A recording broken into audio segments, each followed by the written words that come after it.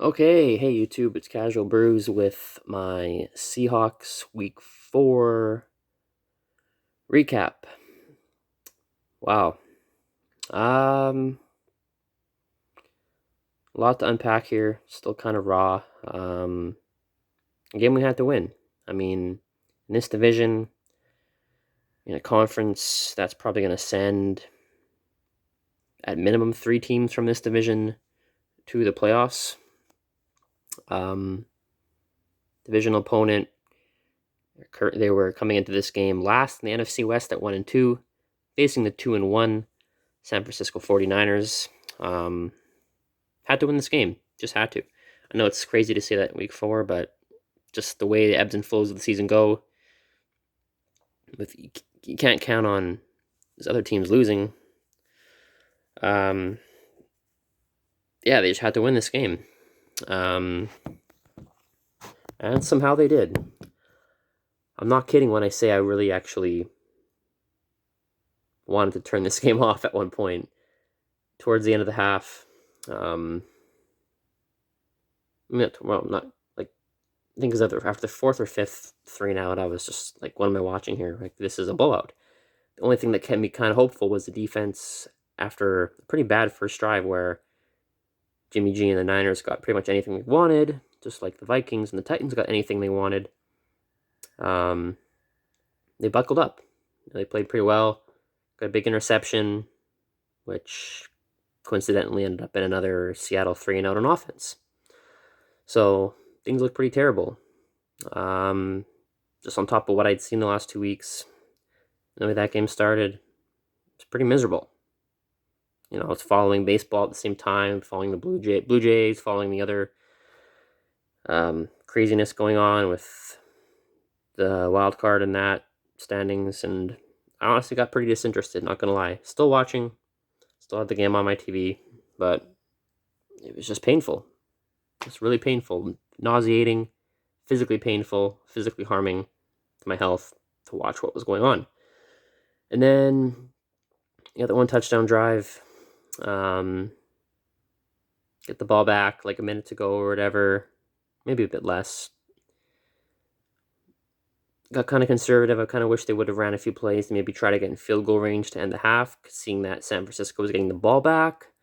But like I saw Pete Carroll say in his press conference, they just felt the momentum was shifting, and so that's why they didn't want to risk anything. Whatever, it worked out. You can't really complain, even though I was kind of angry that they didn't at least try to get another 3 points, because being up 10-7 at halftime would be insane after how bad they played for the first quarter and a half.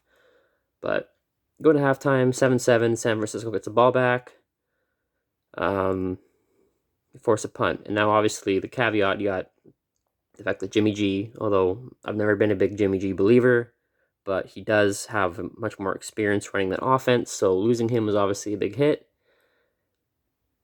Trey Lance comes in, looks like a rookie.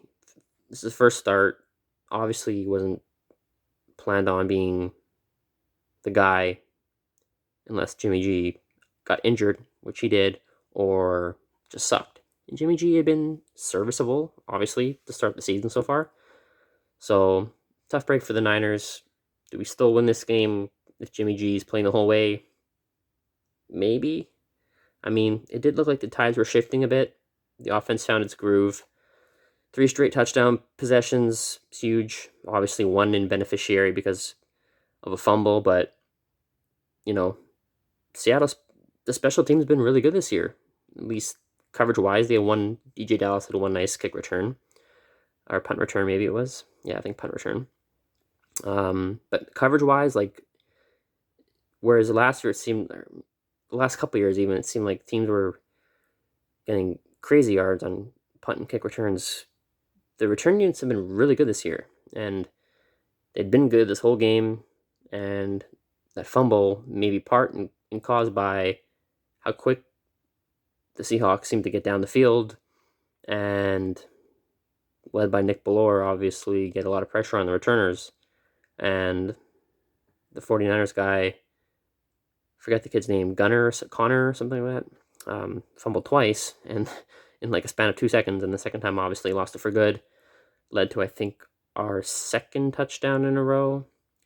And yeah, that was the game, really. It was, again, an ugly win, I'll say, because obviously Jimmy G went out to put in Trey Lance, who showed some flashes. I mean, he's got a cannon arm. It's still a little, well, quite inaccurate. Obviously, the running game, the zone read thing that Kaepernick used to run with the Niners is a factor with him in there. But yeah, obviously not an ideal situation. You figure with Jimmy G, it's probably a closer game. But I liked when the offense started to get going. The offense looked more balanced. And Alex Collins, I mean, I don't know. Carson, he looks so good. He looked really good so far this year, but for some reason he didn't have his legs. I'm gonna guess because he always seems to have some kind of injury flare up. Sometimes multiple times throughout a season he gets injured at some little nick and whatever. Even though he trained as hard as he did, you saw all the viral videos of his crazy, insane workouts. He always has something kind of flare up. So I want to say he must have been banged up because he looked slow. He looked like he was running in quicksand out there. Alex Collins comes in and he's just got a different burst. He just hits the hole a little harder than Chris Carson does. I don't want to say Chris Carson's still the stronger runner. He can still run through guys and break more tackles, but Collins just has a different vision out there. He just seems to see the field a little better than Carson does. And he was that spark we needed. Like, he was the X factor. Russell only had like 150 or something, 160 yards passing maybe, but obviously he made that spectacular scramble pass play to Freddie Swain in the corner of the end zone on that. I think that was off the fumble. That was amazing. He ran the ball when he needed to after starting so poorly, the whole offense in general. He did what he had to do, but Alex Collins was the X factor on offense, really. He was a spark plug. He seemed to see the field a little bit better than Carson was, and he just ran a little more fluidly. Carson, just something was nicked up on him, so I don't know. We'll see what happens with the injury report next week. Wouldn't be shocked if he's got a hamstring or something, because he looked slow out there. He didn't look like his usual self. He'd been so dynamic the first 2 games, so he's got something going on, but thankfully Alex Collins came in there and he ran hard. I'd love to see them do kind of what like Dallas does, and a lot of teams run 2 running backs. They go one series, one guy, the next series, another. You see with Cleveland, you see with Dallas. Like I said, you see a lot of teams. You're going to see Minnesota do it now. Dalvin Cook kind of coming back after an injury. So you need 2 good running backs, and hopefully Collins, Carson kind of split the carries a little bit, because it's like thunder and lightning. But anyway, I mean, I don't love this win. I'm happy about it. Like, it's a win against a divisional opponent. Yeah, there's that caveat that Jimmy G went out, but at least I can hang my... Yeah, so you look at the defense. Okay, the defense played well against Trey Lance, but Trey Lance poses a different kind of threat. I mean, they contained his running. They contained him on the read option. He had a couple of decent runs, but for the most part, they contained what his strength was, and that's the read option, running the ball, throwing downfield. They had the one defensive lapse where it seemed like, even though it looked in the broadcast like, oh, Jamal Adams missed the guy. No, Jamal Adams passed it off. I think Sidney Jones was supposed to come and cover the guy, but he just joined the team recently, so he wasn't kind of on the same page there. Other than that, the defense played pretty well. Besides the first drive and the first drive and that one miscue that led to the Debo long wide open touchdown, they played pretty well. Take away those two moments of the game, they played really well. They got to Trey Lance a little bit. The pass rush was okay. Like what I saw from obviously Darrell Taylor again. He was flashing. Jordan Brooks had a couple nice plays. Yeah, solid game. I mean, I don't love it. There was obviously the pathetic start to the game. First quarter and a half, whatever it was, I legitimately almost wanted to tune out. Like, I'll never miss a second of a Seahawks game, but I was like half watching and half on my phone checking baseball scores. That's how bad it was. But thankfully the defense held up. That's the only thing that kind of kept me hopeful, and the offense eventually figured it out. And like I said, I mean, if anything, the reassuring thing is they're flipping the script a little bit. The last 2 games, they've started really hot, got a big lead and then pissed it away and done nothing in the second half. This was the complete opposite. They started horribly and figured it out in the second half. And like I kind of alluded to in earlier videos, last season they started the whole season on fire. Russell Wilson, MVP, blah blah blah, and fell off a cliff. So if they maybe got a little bit of a hiccup out of the way early in the season, 2 bad losses, maybe they can figure it out. I don't know. It's a big game coming up on Thursday night. LA is going to be out. I swear, whenever we get like a big divisional game, well, not whenever, but like a lot of times I feel like we get a big divisional game off of like that team's bad loss. Like LA had a bad loss today. I could not believe that. I hammered the Rams. Like I didn't think there was they looked so good against the Bucs. Granted, the Bucs didn't look great tonight. And Arizona killed them. Like I can't believe it. Arizona put up 37. Man, I mean, obviously you have the DK versus Jalen Ramsey story. Jalen Ramsey seems to take his lunch money whenever they face each other. So, but you watch the game or you see the highlights. There's a lot of places to pick on everywhere else in that secondary outside of Jalen Ramsey. The rest of that secondary, pretty bad.